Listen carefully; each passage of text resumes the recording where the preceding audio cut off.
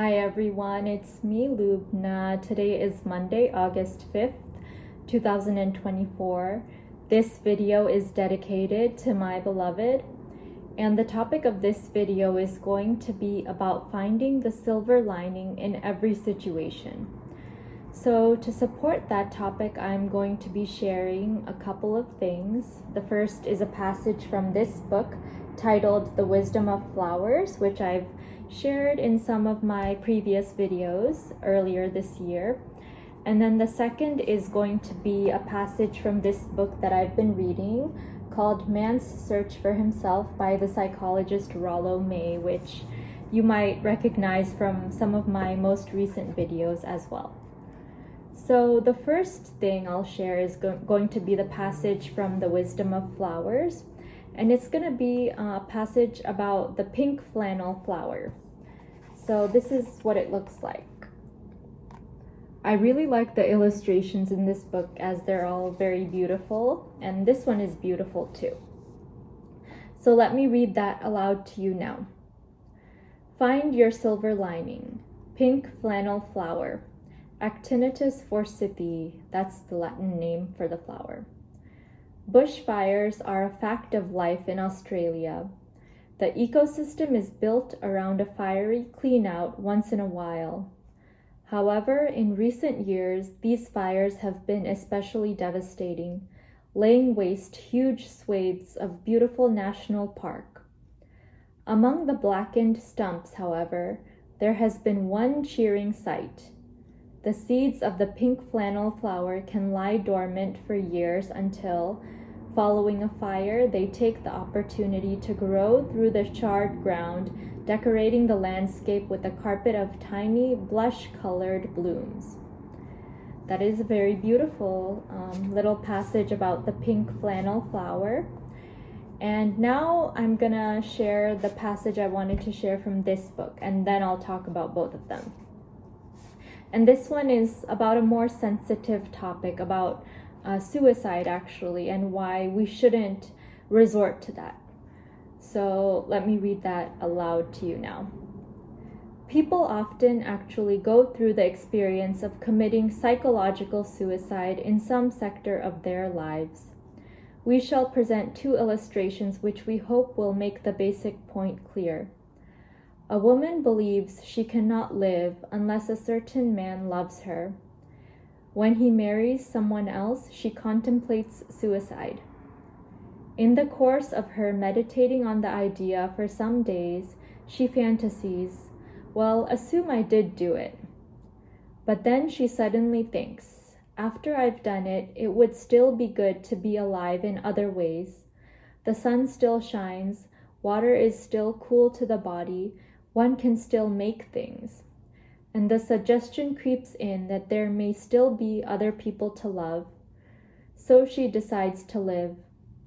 Assuming the decision is made for positive reasons rather than just the fear of dying or inertia, the conflict may actually have given her some new freedom. It is as though the part of her which clung to the man did commit suicide, and as a result she can begin life anew. And that is the passage I wanted to share from that book. So the first thing that I had shared about the pink flannel flower is kind of like a metaphor for us, for our life situations. Sometimes, and often actually, not just sometimes, daily, we go through challenges and difficulties, and we are always tested in life. And sometimes we might experience a huge failure or a huge disaster in our life.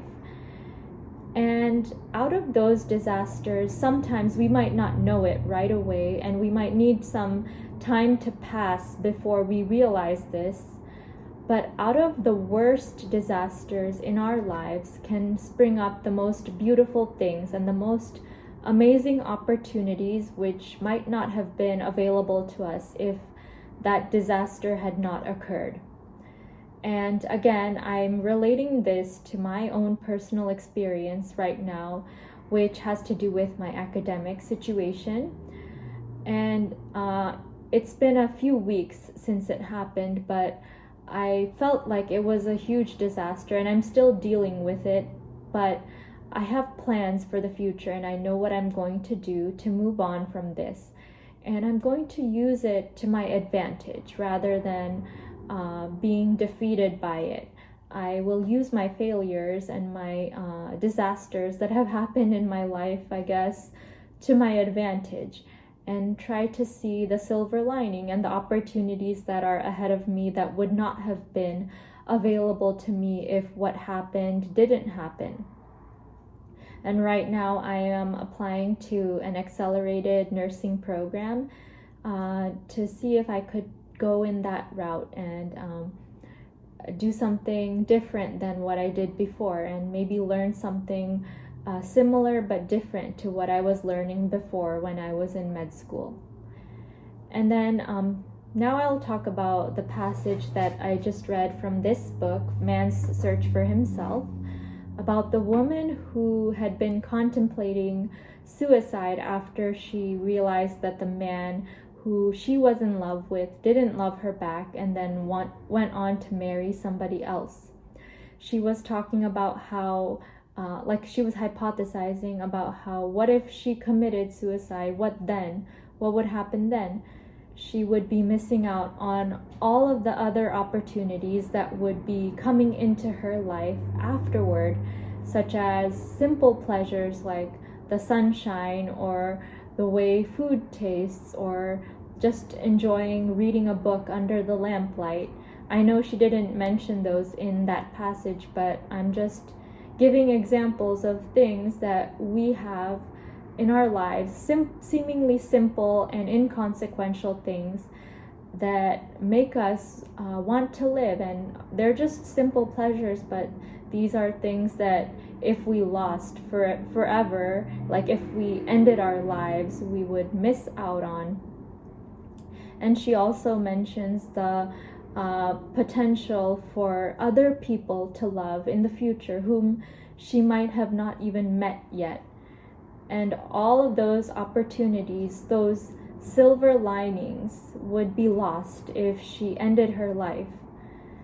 So the point that I'm trying to make using these two passages from these two books, is that in every situation, no matter how dire and how difficult it might seem, if you're at the lowest point in your life, if that's what it feels like, rest assured that there's still something left to live for, and there are always going to be better days ahead.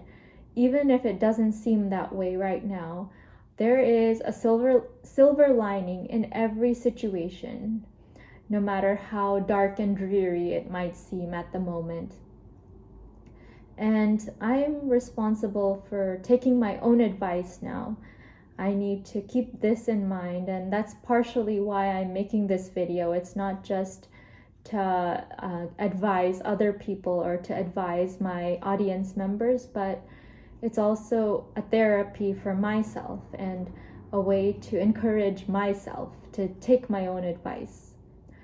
So let's all go ahead and try to see the silver lining in every situation in life and never lose hope, because no matter what you're going through, there are good things and things left to live for.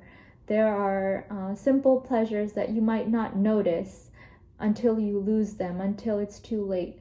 So let's take this moment to remember that there's always something left to live for. There's always a silver lining.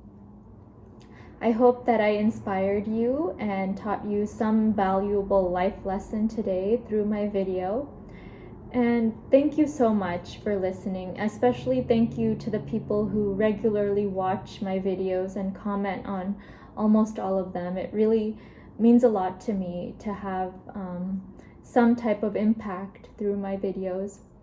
And with that, I want to wish you a wonderful day, afternoon, evening, or whatever it is, wherever you are in the world.